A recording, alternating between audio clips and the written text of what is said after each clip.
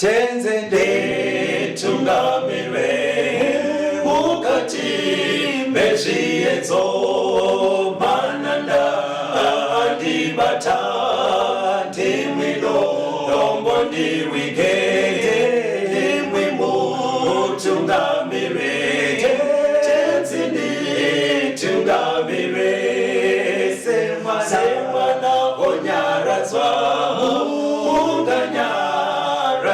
nyanza mananda anomunzwa kana mati nyarara tenzi wenyanza tenzini tungamire apo ndasvika nyanza mananda ondishisa andichienda zororo mira kune mwinga andinzwe imwi moti ndinokutumira.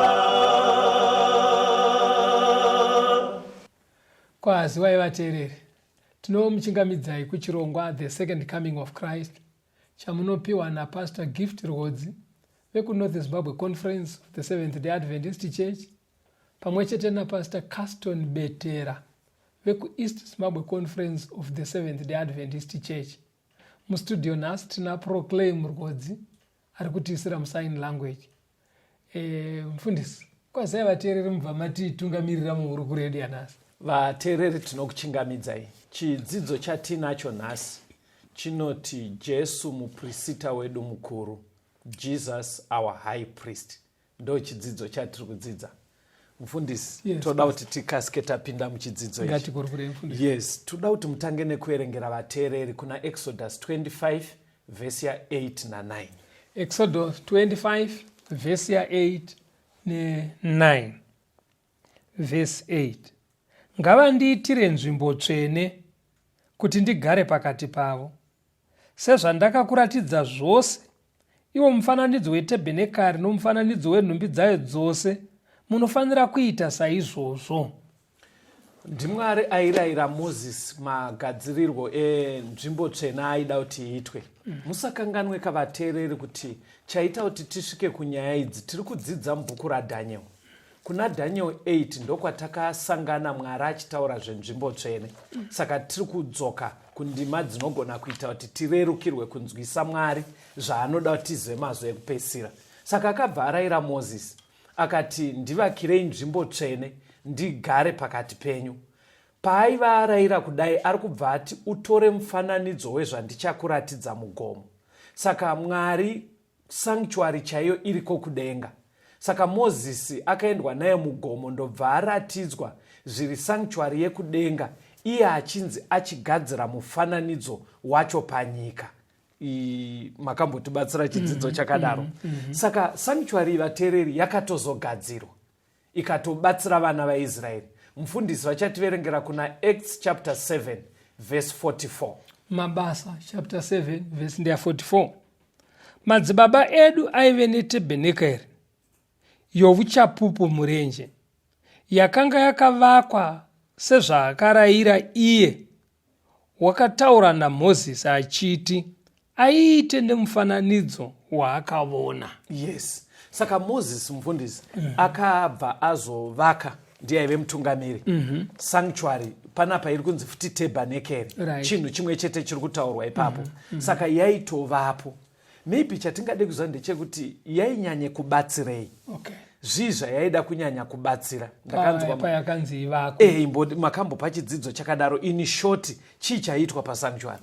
Sanctuary waiva mufananidzo iye pano pasi yaMozisi iri kudenga.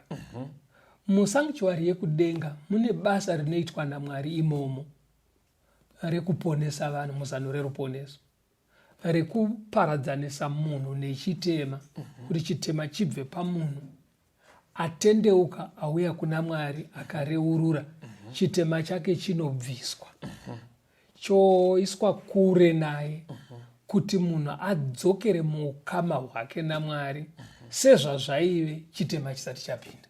toda kutenda.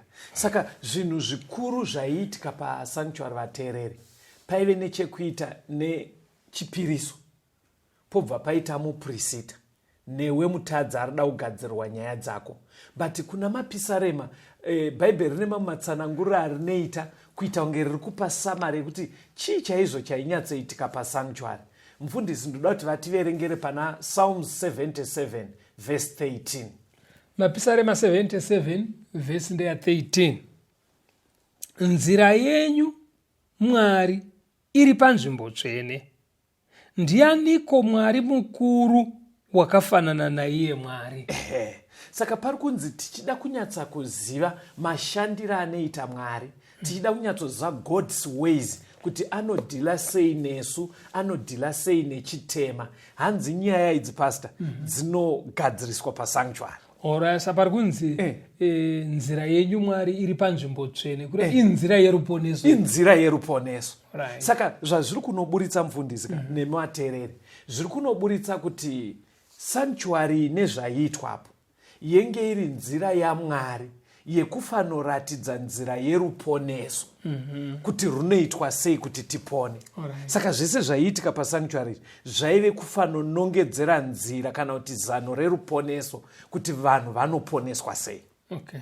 Saka pese pavaiuya nechipiriso paya, ingave mombe, sheche yembudzi, hwai kana tunjiva, iye mutadzi oreurura, obva auraya chipiriso chiya, ropa rotorwa roiswa musanctuary. Makazotidzidzisa mukati paizotsvagwa zuva 1 pagore rekuti mupirisita mukuru aizonoreurura zvivi zvese, ouya nezvivi zviya ozvisa pambudzi yaAzazeri. Mbudzi yayobva yarashirwa kure, kuratidza kuti chitema chabva, vanhu vasunungurwa. Saka pazvaiitwa zvese apa yaive nzira yekuratidza zano reruponeso ateereri. Saka chinhu chekutanga chatoda kuongorora mufundisi, pane zvinhu 2 zvandinoda kuti titeedze zvaiitika pasanctuary. Ndingati chiko Isai Mushona ndo aive main players pasanctuary, kana kuti main components, ndo zvainyanya kushandiswa pasanctuary. Saka kwandiri zvinhu izvozvo zviri, chipiriso nemupirisita aishandapo. Okay. Mandinzwaka paigona kuzoitwa tumwe tunhu twakadaro zvakawanda, but zvaive main yaive nyaya yekuti paita here chipiriso nemupirisita wacho anobatsira kuti process ifambe. Saka pazvaiitika kwese kutestamendi yekare, vaJudha vachifamba murenje kuzosvika nguva yemadzimambo vairamba vachiita tsika idzi mufundisi. Saka pese pavaiuya nenjiva kana tumakwai, zvine zvazvaifanonongedzera.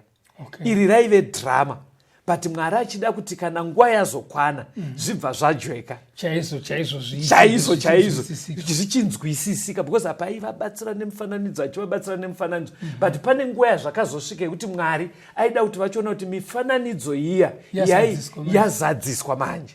Hatichiendai kutestamendi itsva kuna John 1 verse 29. John chapter 1 verse 29. Yes. Ava mangwana akaona Jesu achiuya kwaari akati, tarirai gwayana raMwari rinobvisa zvivi zvenyika. Panapa ndiJohn mubhabhatidzi achiona Jesu auya manje. Hanzi mumwe musi ndobva ona Jesu achiuya, kwakuchiudza vanhu vanga vakaunganapo, vamwe vaiva uya kuzobhabhatidzwa. Ndobva ati achinongedzera kuna Jesu, haana kuti onai Jesu, akati tarirai gwayana raMwari rinobvisa zvivi zvenyika. Aireveya paJohn, kureva kuti nekuti vaIsraeri kana vakuenda kunonamata vaiziva kuti kunoshandiswa hwai, kunoda hwai. Yes. Saka ende ndo dzinobvisa zvitema. Yes. Saka iye akashandisa mutauro wakajairika kuti hwai yenyu chaiyo ndeyeye yazosvika manje. Saka Johani aiedza kubatsira vanhu venguva iyoyo kuti wedweka kana matiro katati chita kayaka yanga iri nzira yekutiratidza zano raMwari.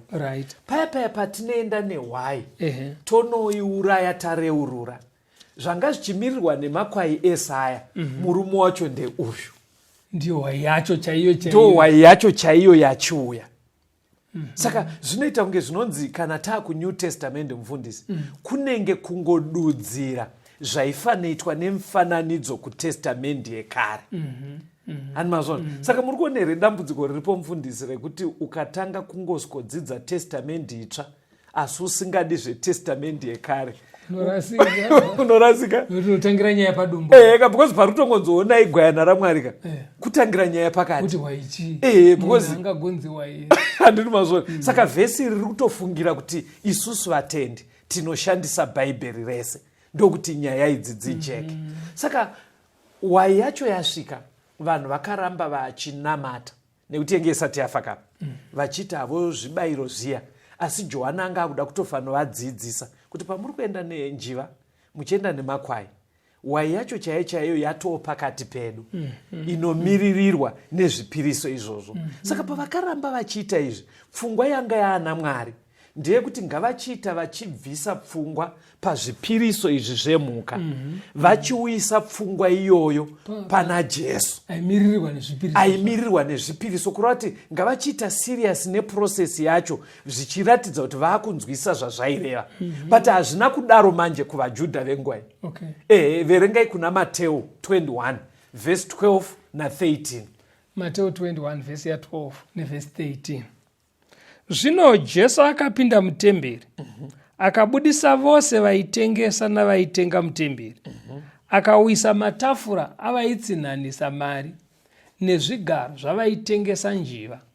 Akati kwavari, kwakanyorwa kuchinzi, imba yangu ichanzi imba yokunyengetera, asi imi munoiita bako ramakororo. Saka ari kutandanisa vanhu, because ari kuziva kuti zvaya zvakagadzirirwa sanctuary kana kuti tabernacle mumazuva aJesu yanga yatemberi. Zvazvakagadzirirwa basa guru raifanira kuitikamo ranga riri rekunongedzera vatadzi vanzwisise kuti vanoponeswa sei nezano iri. Chiche chakuitika muzuri. Vanhu vanga vakutora kuenda kuchechi sebusiness. Because vanga vakuuya vachitengesa hwai, kuchinjanisa mari, kutengesa njiwa dzacho. Zvekuti saizvi nezvi, but unoziva kuti zviri kubva zvanyatsoti gedye nezvinomboitika mazuva ano. Kuta sei pasi. Kune vanhu vokuti anogona kutotanga chechi seproject.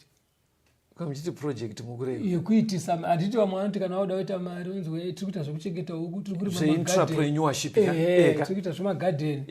Umwe manje unotonzwa aiti no, kana uchida project isinganetse tanga chechi. Kuzaza kuti kana akangotanga chechi vanhu vazhinji vanomhanya nekusada kuverenga, vanongotera kuti kune chechi. Aiwa, munhu anoita izvo anotowana vanhu asina kusvika Grace. Aiwa, kastori. Vanhu chandinodira munyika medu vanhu takadzidza pasi. Unogona kutozviona wega kuti apa pada kungoitwa mara. Usaite seungorogara musango iri. Unotonyatsoona vanhu chaivo vekuti pamunosangana navo, maticha, mapurisa, manesi, nevamwe vaichidia, nevamwe vafanira vatori kuti vachitoenda mumaprojekti. Aiwa, imboisiya iyoyo. Atisi point yandiri kuda inini mufundisi ndeyekuti temberi yaifanira kuramba ichiita basa iri. Saka nengari yekuti vanga vasaitendere business nayo, instead yekuti inongedzere Jesu. Izonzwa izvi zvakataurwa naJesu, aona kuti function yacho yetemberi iri kuramba kubuda pana Mateo. Verengai Mateo 23 verse 38. Mateo 23 verse 38. Verse ndeya 38. Yes. Tarirai, masirwa imba yenyu ravadongo. NdiJesu ari kutaura kuti wedweka imba iyi yaifanira kuva purpose yayo kunongedzera, especially ichitsanangura kuti zvipiriso izvi zviri kunorevei zvichidai. Saka pazvakaramba kuratidza izvozvo kuti temberi muchechi muite zano raMwari rekuti vanhu vanzwisise maitirwo anoitwa nechivi, kuti munhu anoponeswa sei, sezvo temberi yenge yatadza kunongedzera basa raJesu. Saka Jesu achatotaura kuti hamusisina kunamatwa kwangu imomo. Zvakafanana neimba dongo dongo paimbogara vanhu hapasina vanhu. Hapasina zviri. Saka Jesu ari kuedza kureva kuti zvanga zvichida kunzi zviitikemo zvinongedzere ugaro hwaMwari, maitiro anoita nechivi. Nengari yekuti zvakundikana Mwari wacho angaramba achiita izvozvo. But pakazonyatsosvika time pastor, ndoda kuti muverengere vanhu kuna John 19 verse 30. John 19 verse ya 30. Yes. Zvino Jesu akati agamuchira vhiniga, akati zvapera. Ibvai maiverenga muchiibatanidza namako. akakotamisa musoro wake pasi akapa Mwari mweya wake. Marko 15 verse 38 na 39. Okay. Marko 15 verse ndeya 38 na 39. Chidzitiro chetemberi chikabvaruka napakati kubva kumusoro kusvikira pasi. Zvino mukuru wezana wakanga amirepo akatarisana naye, akati achiona mutovo wokufa kwake, akati zvirokwazvo munhu uyu wakanga ari mwanakomana waMwari. Musi wafa Jesu, tonderai chinhu ichi vateereri. Jesu achitanga kuuya basa rake panyika, akatonongedzerwa naJohani Mubhabhatidzi akanzi tarirai gwayana rani? raMwari. Saka paamborarama gwayana iri raive benyu, musi waazofa, kunongedzera kufa kwaita zvibayiro zviya zvatakadzidza zviya kutestamendi yekare. Iye akabva adedzera ari pamuchinjikwa akufa akati zvapera. Hanzi kutemberi kwaive neketeni riya rinoparadzanisa nzvimbo tsvene nenzvimbo tsvene-tsvene. Hanzi rakabva rabvaruka sekunge kufumura imba yese. Paaiti zvapera ireve apa? Kuti izvi nyaya yekushandisa mifananidzo Yes. yapfuura. Tabuda muchikamu chesanctuary yepano pasi. Chekushandisa mifananidzo. Nekuti makwai ese zvaaifira ainongedzera iye Kristu. Saka pakufa kwake ari kuti Wedu, zvezvipiriso zvakwana. Inini chipiriso chacho chaicho ndauya ndasikofira vanhu zvivi zvavo. Saka kubva pakufa kwaJesu nyaya yezvipiriso yakabva yamira. Pakajeka kapa tombunzwa kambo. Apari kujeka ngatibunzwa ikabvuti. Ngatibunzwa kambo vateereri, tuye tiendere mberi nechidzidzo chatiri kuti Jesus our high priest, kurati Jesu mupirisita wedu mukuru.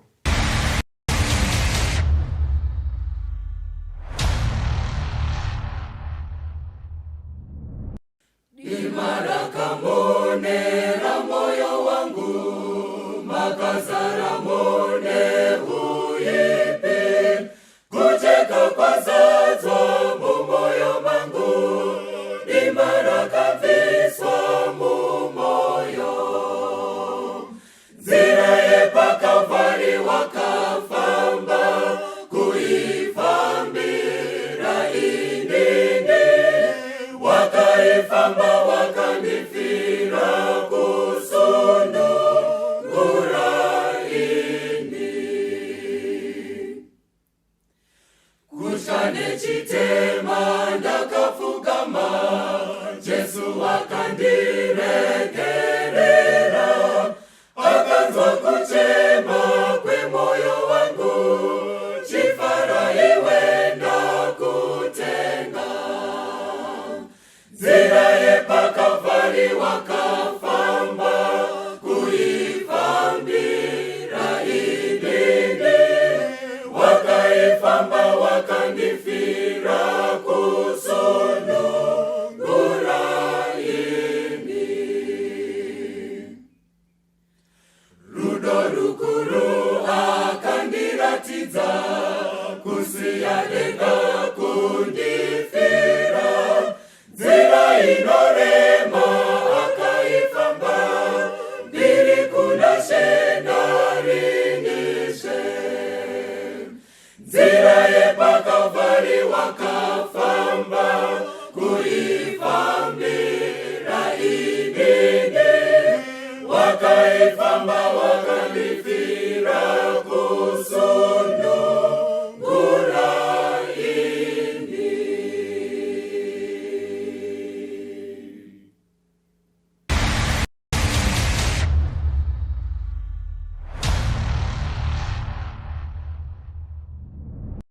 Tinomuchingamidzai vateereri, tiri kuenderera mberi nehurukuro yedu Jesu mupirisita wedu mukuru.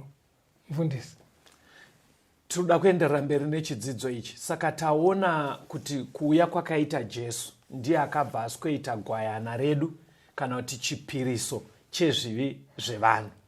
Saka paakafa pamuchinjiko akabva adedzera kuti zvapera, kureva kuti zvese zvaimirirwa nezvipiriso zviya hapasina nidhi yekuramba munhu achienda ine offering kana kuti sacrifice yekunouraya. Iye Jesu ndiye atora chinzvimbo ichocho. Pfungwa ye inotsinirwa zvakare ichitsanangura kuti chinosiyanisa kuponeswa kwedu naMwari neiyi yaive mifananidzo kuna Peter mufundisi. Ndoda kuti muerenge Peter wokutanga chapter 1 verse 19. 1 Peter 1 verse 19. Asi neropa raKristu seregwayana risina charingapomerwa, risino ruvara. Saka kutestamende yekare vanhu vachidzidziswa mufananidzo wokuponeswa uyu, munhu aita akareurura pamusoro pechipiriso chauya nacho obva achiuraya, ropa riya ndoroendwa naro nemupirisita mutemberi kana kuti munzvimbo tsvene musanctuary. Saka zvaakunzi nengari yekuti zvaimirirwa nemakwai pabva papinda Jesu, pari kubva panzi saka kufa kwaJesu kuya neropa rake iye zvino izvi ndo yaive zano raMwari, kunyange kare aita kuti rinongedzerwe nemufananidzo. Saka kuponeswa kwedu vateereri kuri pana Jesu. Kufa kwakaita Jesu neropa rake ndo rinogona kuita kuti tiwane kanganwiro yezvivi. Saka Bhaibheri riri kubva rati neropa raKristu Jesu. Ndima inenge iri pamusoro pacho inototanga yati hatiponeswe nesirivha kana ndarama, asi neropa rake. Amenoti mungaitsimbidzire sei pfungwa iyi yekuti zviratidza kuti ndiJesu panyaya iyi. Now kana muchiverenga pane imwe nzvimbo kunoti hakuna rimwe zita. Yes. Kunoti hakuna imwe nzira kunze kweiyi chete yakarongwa naMwari. Yes. Yatambonzwa muchikamu chapfuura kuti nzira yacho iri panzvimbo tsvene. Yes. Iri musanctuary. Asi iri musanctuary yekupi? Yekudenga. Right. Pano pasi ndo pakaitwa mufananidzo. Asi zvese chazvaivavarira kuti vanhu vanzwisise kuti Jesu paachauya kufa kwake ndo chinhu chega chichagona kuponesa munhu. Yes. Nekudzosera mutadzi muukama naMwari. Chibvai maverengero vateereri pana Hebrews 10 verse 11. Vahebrew 10 verse 11. Yes. Mupirisita mumwe nomumwe unomira zuva rimwe nerimwe achishumira nokubayira kazhinji zvibayiro izvozvo zvimwe zvisingagone kubvisa zvivi. Saka pari kunzi izvi zvaiitwa izvi uri mifananidzo. Right. Bhaibheri riri kuramba achitsimbidza zvikanzi munomboziva kuti mupirisita airamba ari ngoriko achimeka shuwa kuti agashira ropa riya opinda naro mukati. Hanzi airamba achidzokorora prosesi iyo achiita the same thing. But the same thing yaaita yabva nebhaibheri yaisagona kubvisa zvivi. Because dai yaigona ka haurambe uchingodzokorora the same thing. Plus kana ichinzi yaisagona kubvisa zvivi ka. Yes. Kana munhu akakutumira foto. Yes.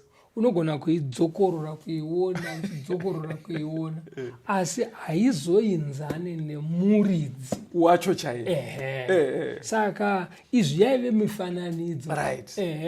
Hayaizosvika pakuinzana naJesu wacho. Yaingofanira kutidzidzisa kuti nyaya yacho yakadai.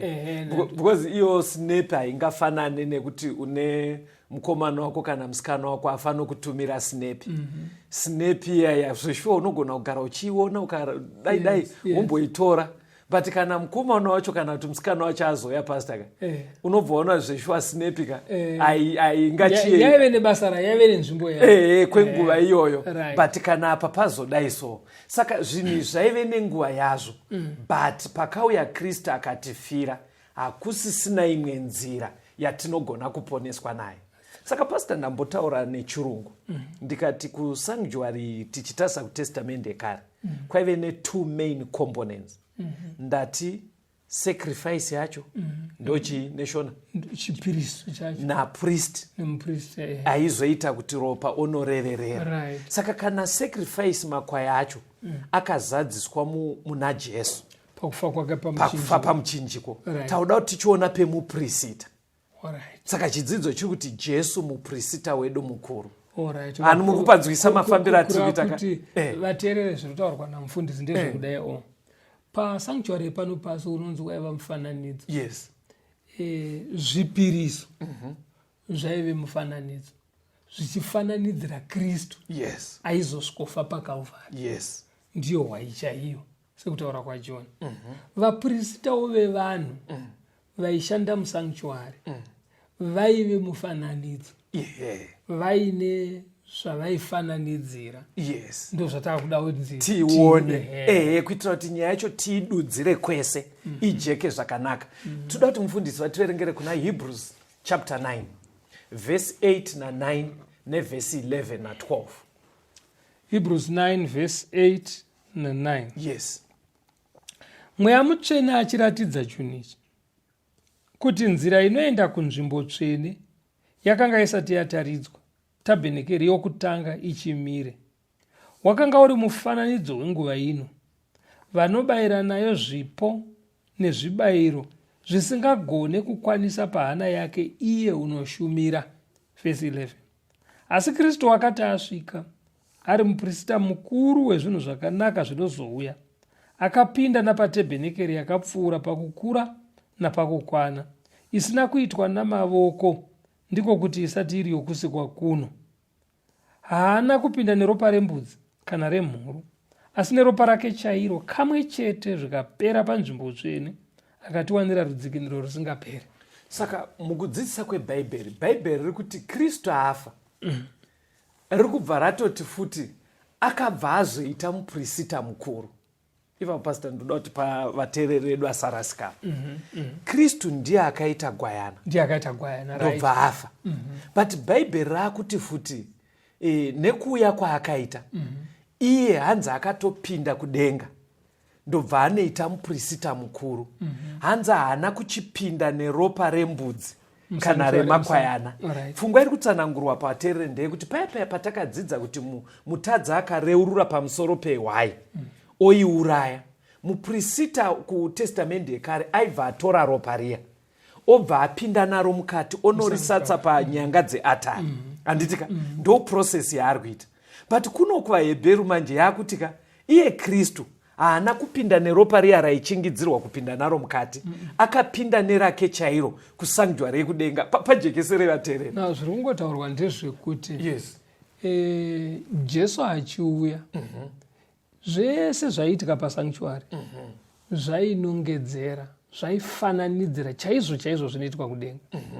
Saka kudenga kune akatsaurwa kunzi ndiye anozofira zvitema zvevanhu, kutora nzvimbo yemakwai, ndiye Jesu. Yes. Nditwasvona.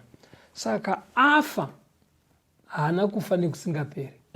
Akamuka. Yes. Nezuva retatu. Amuka akambofamba nevadzidzi vake. Yes. Ndokuzokwira kudenga. Yes. Mushure memazuva anoverengeka. Akwira kudenga ikoko. Yeah. Akanopinda musanctuary chaiyo. Ndobva atanga basa ikoko semupirisita. Ndoda kuti mutsanangure panze haana kupinda neropa rembudzi. Right. Apinda semupirisita nekuti mupirisita aipinda neropa. Makatotidzidzisa. But Jesu haana kutora ropa rembudzi akuenda kudenga. Nekuti vaHebheru 10 inoti iyo ropa remombe nerembudzi harikwane panyaya iyoyo. Yes. Saka akatora ropa rakakosha, rine simba rinogona izvozvo, rinogamuchirwa naMwari, nderake iye pachake, raive mahari. Thank you. Nemamazwi paanenge ari pamberi paMwari achitaura zvechipiriso, haataure zvembudzi dzakaurayiwa, aritaura zvake iye ndiye chipiriso chacho. Saka pana pavateereri muri kuona here kuti pakuuya kwaJesu achifa achienda kudenga, paafa atora roho the sacrificial lamb yechipiriso. Paakwira achienda kudenga atora roho high priest, mupirisita mukuru. Zvese zviri kuitika paari kuita kunge kuri kuchinjwa maofisi. Handitika verengai pana vaHebheru 7 verse 22 to 25. vaHebheru 7 verse ya 22. Saizvozvo Jesu wakaitwa rubatso rwesungano inopfuura nokunaka. Ivo vaiva vapirisita vazhinji, nokuti vakadziviswa norufu kugara nokusingaperi. Asi iye zvaanogara nokusingaperi, uno vupirisita husingapfuudzwi kuno vumwe.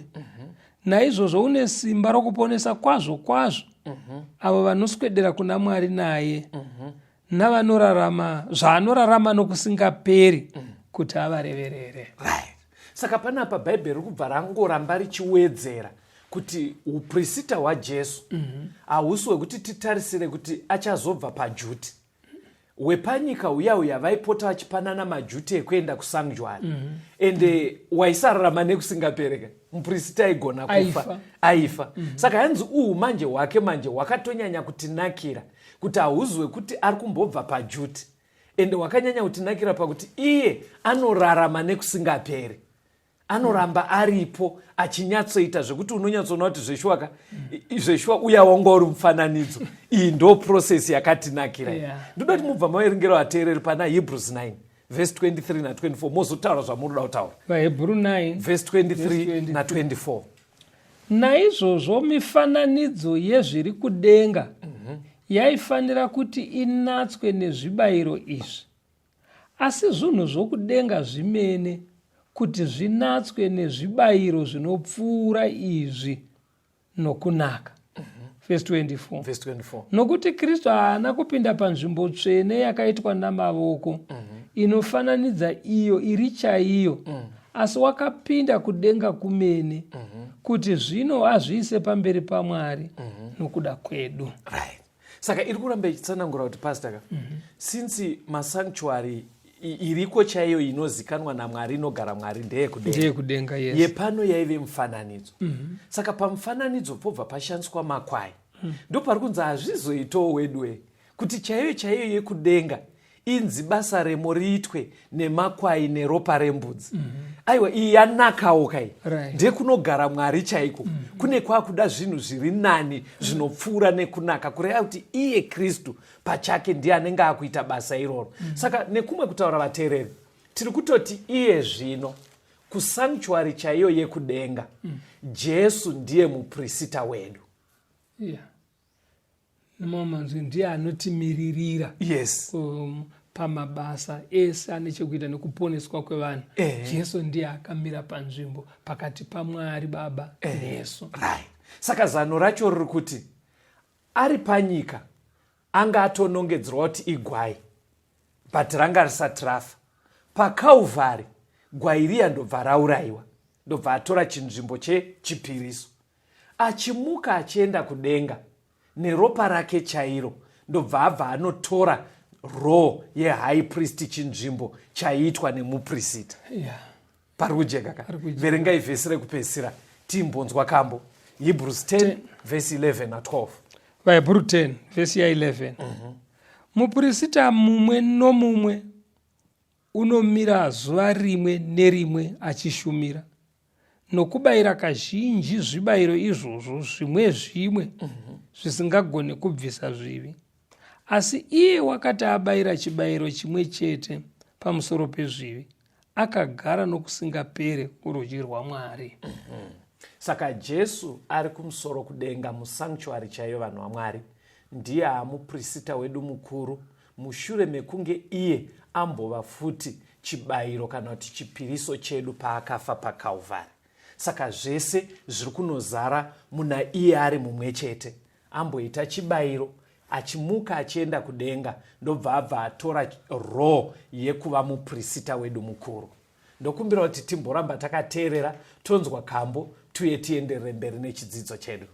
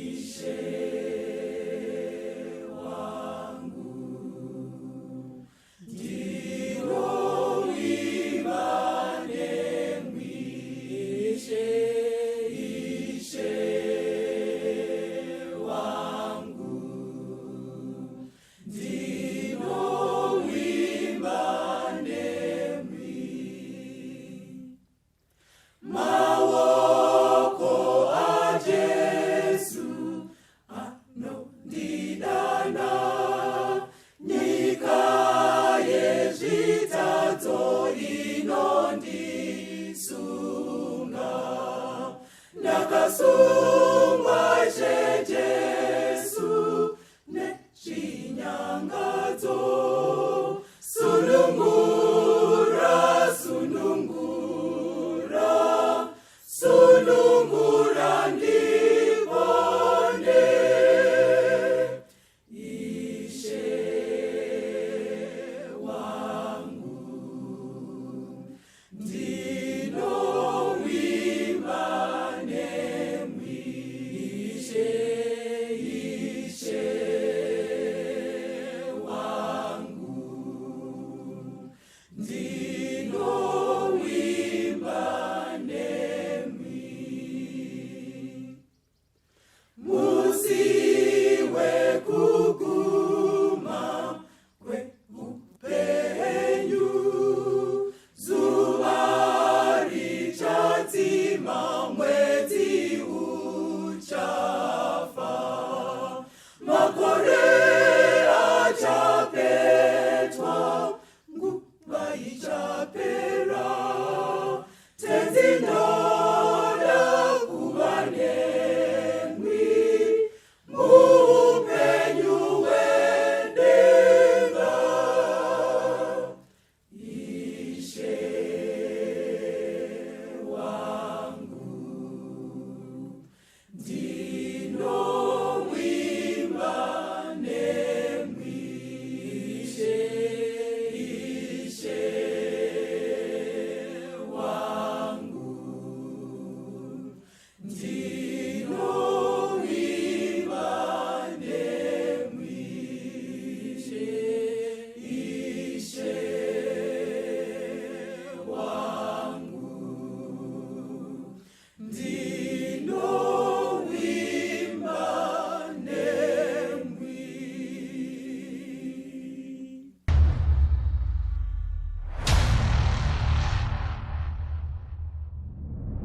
Tino muchingamidzai vateereri tichienderera mberi nehurukuro yedu Kristu mupirisita wedu mukuru. Toda kuti tienderere nechidzidzo. Mufundisi vachativerengera kuna Hebrews chapter 7 verse 26 to 28. Vahebheru 7 vhesi ya26 kuenda kuna 28. Nokuti mupirisita mukuru wakadai ndiye wataifanira kuva naye, mutsvene, usine chakaipa, usine kusvibiswa, wakaparadzaniswa navatadzi, wakakwidzwa kumusoro kwedenga, usingafaniri savaya vapirisita vakuru kubayira zuva rimwe nerimwe, pakutanga pamusoro pezvivi zvavo, pashure pamusoro pezvivi zvavanhu, nokuti wakaita izvozvi kamwe chete zvikapera pakuzviita kwake chibayiro. Nokuti mubayiro unogadza vanhu vanoutera kuti vave vapirisita vakuru, asi shoko rokupika rakatevera murayiro rinogadza mwanakomana wakakwaniswa nokusingaperi. Pari kudijia pariri kuti mupirisita wakadai ndiye wataifana kuva naye vateereri. Matsananguriro ebhaibheri ekukukwezvai kuti munyatsa kunzwisa kunaka kwakaita Jesu. Nechirungu rinenge richiti such a high priest ndiye wataifana kuva naye. Saka riri kuita kuenzanisa mufundisi, kuona vapirisita vaiita pasanctuary yepasi neuyu mupirisita akudenga. Saka nzi number 1 riri kutoita kunge riri kuti sei nguva yaipambadzwa tichiita izvi iko kuine zano rakanaka kudai. Riri kuti number 1 uyu mutsvene mupirisita uyu.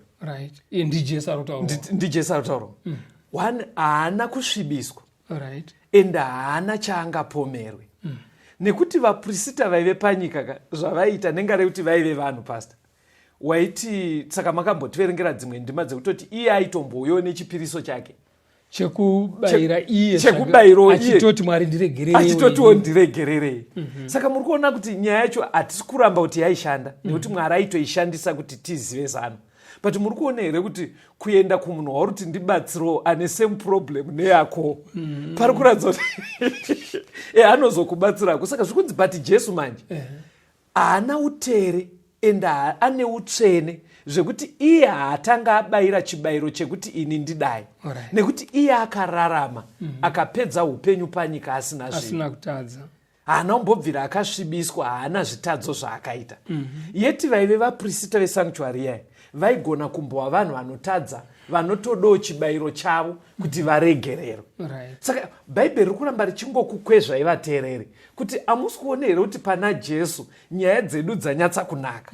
Panzwisika kapa. Riri kubva raenderera mberi futi robva rati besides uyo ari kudenga, iye Jesu akakwidzwa kudenga. Ndobva rabva razoti futi zvaitikawo pavaprista vepanyika imovateereri.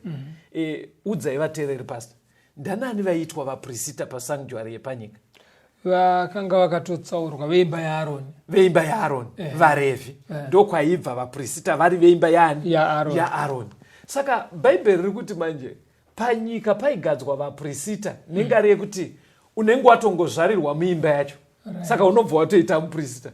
Dzimwe nguva of course vaiongororowo kaunhu, but kana watongozvarwa muimba yeuprista watoo muprista. Saka ipapo muri kuona kuti pane machances ekuti panogona kuenda munhu azvarirwa imba yeuprista asi asina mwoyo wakati kwese, asina kufamba kwakanaka, vakatozofira patemberi vakwidza moto usiriva. Handimazvona but vaive vaprista nekuti vangozvarirwa imba yacho. But pana bhaibheri rakuti aiwa, asi Jesu uprista wake vateereri hausi wekuti angozvarirwa imba yacho wekuti mungati togozvidii ndove imba ka yeuprista. Aitova mutsvene asina kumbotadza, ende chakatoita kuti aqualify pabasa iri ararama utsvene hwakadaro, akamuka akakwidzwa kudenga. Ndaona mamida kutaura panyaya iyo. I think pajeka kuti ofisi yake iyi iri kuratidza kuti yakatinakira. That's right. Ndoda kuti muchiverenga 1 Timothy 2 verse 5. Chandoda kuti muverengere nyaya musati maverenga. Mina nitaure nevateereri. Vateereri, anokuona patiri kutsanangura tiri muno mustudio shoko raMwari kuti ndiye hamuprista wedu, ndiye hamuprista wedu. Pfungwa iyi inogashirika kwamuri, tozviziva, but toda kuti tinyazoziva kuti iri kumborevei nhasi patiri kuti Jesu ndiye hamuprista wedu paakambova gwayana redu. Chiverengai 1 Timothy 4 verse 5. 1 Timothy wekutanga 2 ndizvo verse 5. Nokuti kunongova naMwari mumwe chete nomurevereri mumwe chetewo pakati paMwari navanhu, ndiye munhu Kristu Jesu. Saka kana kwakava nechibayiro chimwe chete Jesu, iye Jesu aenda kudenga akava muprista wedu.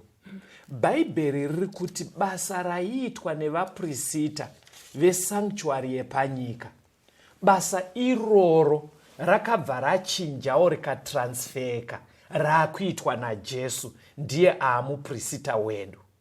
Asi Jesu haasisiri kuriitira pano pasi, akuritira musanctuary yekudenga. Saka muprista paainoreverera ari pamberi paMwari achireverera vanhu, basa iroro raakuitwa naJesu achireverera vanhu asi ari kusanctuary yekudenga. Pari kukujekera aiwa majekero zviri kutaurwa vateereri. Zvinoita sekunge tiri kudzokorora chinhu wane, right?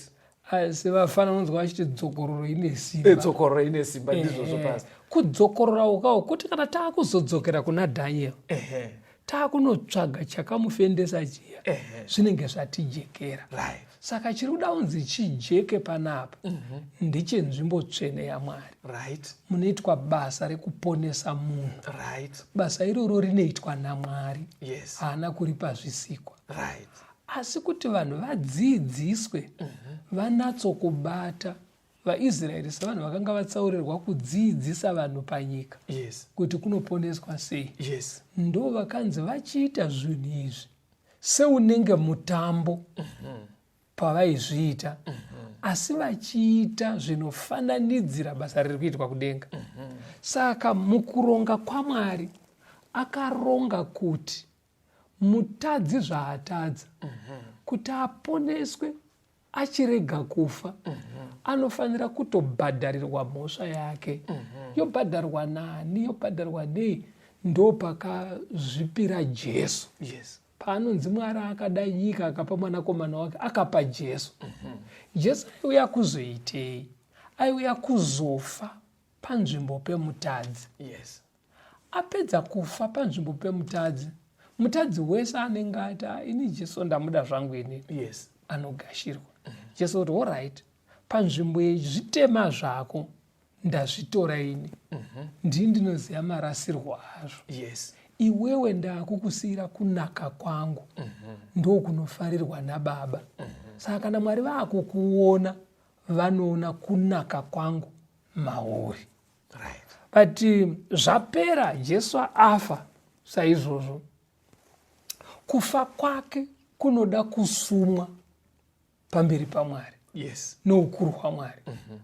Kuti pasumwe manje, ngirozi haikwane kunosuma nyaya idzi. yes, Aiwa, munhu chaiwe nyama haagone kunosuma nyaya apinde idzi. ipapo. Mudare roumwari munongopinda ivo Mwari Baba, Mwanakomana naana Mweya Mutsvene.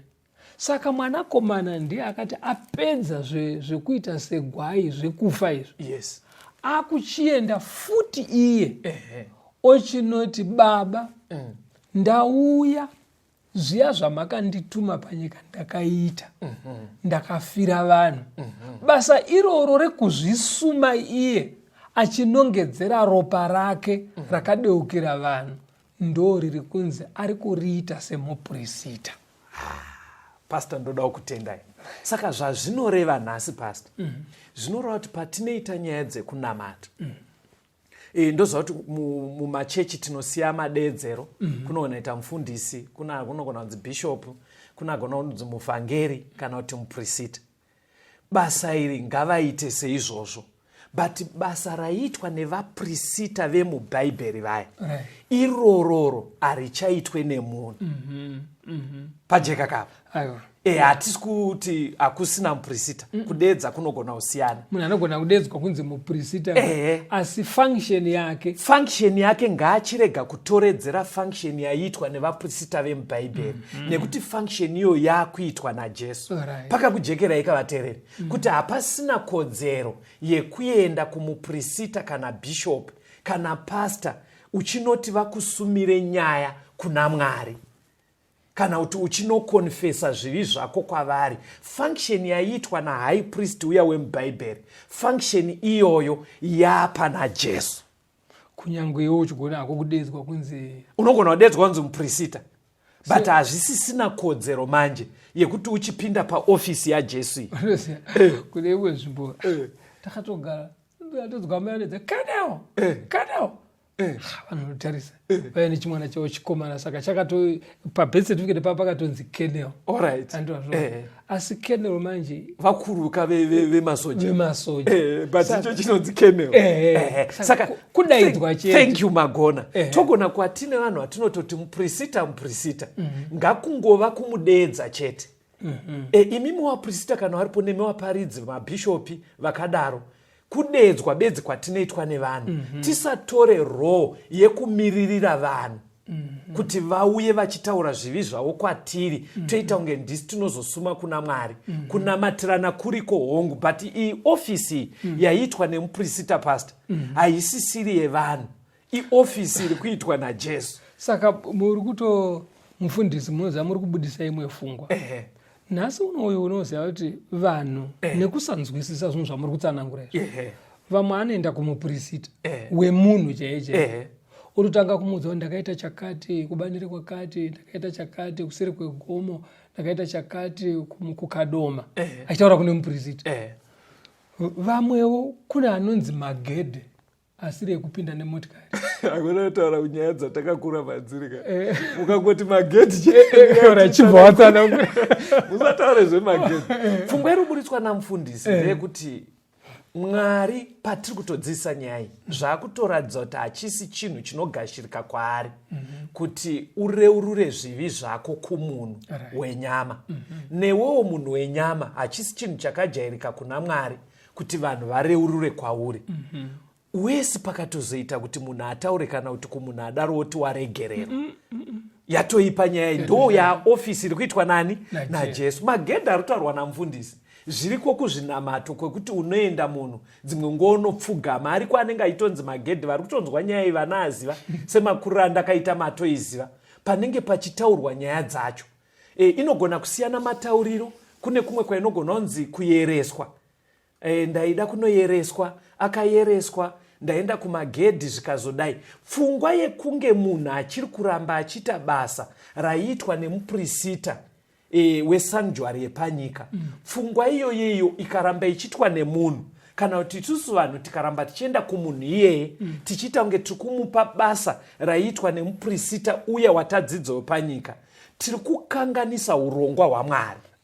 ndo zviri kutaurwa manje pana Hebrews 7 pavhesi 25. Verengai tinzwe. Iri kunzi naizvozvo une simba rokuponesa kwazvo avo vanoswedera kuna Mwari naye zvaanorarama nokusingaperi kuti avareverere. Very good. Ngatichiswederai kuna Jesu, anotiponesa kwazvo.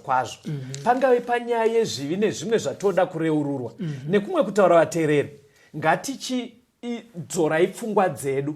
Vanga vari mutsika dzimwe dziya dziri kutaurwa dzatakakuroma dziri dzemagedhi, dzekunonzi kuyereswa, tichiita zvinhu zvakadaro. Izvo hazvisi kufambirana neurongwa hwaMwari hwekuponesa munhu. Hatifambei tiri paurongwa hwaMwari. Anotiyeresa ndiMwari, anotiregerera zvivi ndiMwari, watinokumbira kuti tiregerwe zvivi ndiMwari, anotireverera pamberi paMwari ndiJesu. Ndofunga pajeka kapa. Ndoda kuti tifambe mufundisi. Muverenge pana Hebrews 4 verse 14 to 16. Hebrew 4 verse ya 14. Yes. Naizvozvo zvatino mupirisita mukuru kwazvo wakapinda napakati pokudenga iye Jesu mwanakomana waMwari. Yes. Ngatibatisise kupupura kwedu. Nokuti hatino mupirisita mukuru usingagoni kutinzwira tsitsi pautera hwedu. Asi wakaidzwa pazvinhu zvose sesu asine mhosva. Naizvozvo ngatiswederei tisingatye kuchigaro choushe chenyasha, kuti tinzwirwe ngoni tiwane nyasha, tibatsirwe nenguva yakafanira. Right. Saka Bhaibheri kutoti imwe advantage yatinaka. Jesu haazi munhu wekuti unobva waita kunge uri kupa nyaya yako kumunhu asingatonzwisi kuti uri kutaura nezveikweyo. Hanzi advantage yainayo mainzwera ndeyekuti akatomborarama semunhu. Akaedzwa sezvatinoita. Iye haana kutadza pabate ipapo pasi. Tisatore kuva kwake panyama sekunge zvinonzi aitombodzwa kuda kuzviita zvivi. Haana umbobvira aita havi yekuita zvivi. But pari kunzi advantage yatinayo, anonzwisisa stereki zvatiri kusangana nazvo, zvekuti anobva awana remedy. Ndokuti kudii?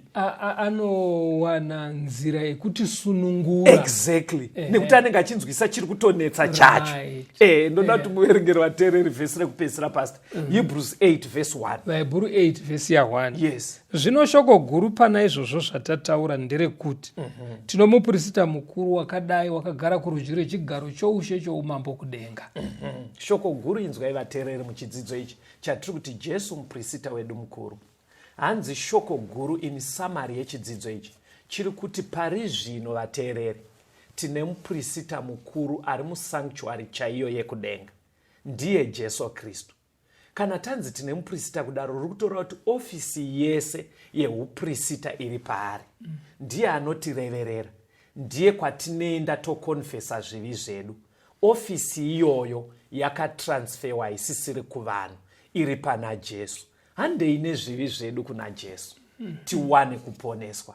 Pastor, ndokumbira muoneke vateereri. Tinoda kutenda vateereri, nyaya iri kungoti ngatirambei takaisa pfungwa dzedu pana Kristu, ndiye muponesi wedu. Kana uchida kubvuma zvakaipa zvako, usanobvuma kumunhu. Yes. Nomwana zvino achine pfungwa dzekuti kuti ndiyatsonzwa, kuti ndaregererwa, ndofana kutaurira pastor kana kutaurira taurira Mwari anozvinzwa uri pakawanda. Yes. Taure kuburikidza naJesu unogashirwa. Anoyeresa ndiMwari. NdiMwari, very good. Pangaite mibvunzo panyaya idzi dzatiri kutaura idzi, endai kuhama nekushamwari, vavakidzani venyu, hama dzenyu dzamakagarisana nadzo mudzimba, vanopinda sangano rama-Seventh Day Adventist, vapei mibvunzo yaminayo.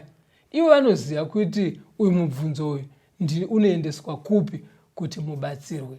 Asi dzimwe nzira dziri nyore ndedzekuti bata panhare, kutumira mameseji kana kufona, tinobatsirana nemi. Torai nhare idzi 0775 460 175, 0775 460 175, kana kuti 0716 452 086, 0716 452 086. Mwari vave nemi, akuchengete tisangane muchikamu chinotevera. Tenze ndetungamire mukati mezviedzo mananda andibata ndimwino dombo ndiwike ndimwi mutungamire tenze ndetungamire semwana onyaradzwa zenyanza mananda anomunzwa kana matinyarara